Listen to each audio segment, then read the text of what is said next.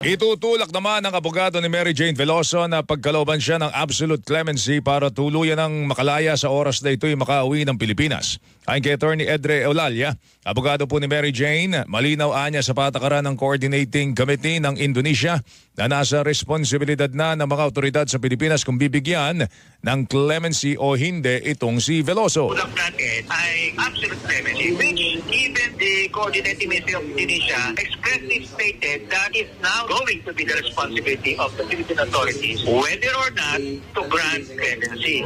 Tinig po ni Attorney Edre Eulalia, abogado po ni Mary Jane Veloso. Samantala, labis-labis naman ang pasasalamat ng pamilya Veloso at sa wakas ay pinakinggan anya ng buong may kapalang kanilang dasal na makauwi ng bansa si Mary Jane at mailigtas sa parusang kamatayan. Ito na po ang pinakamasaya sa buhay namin, buong pamilya.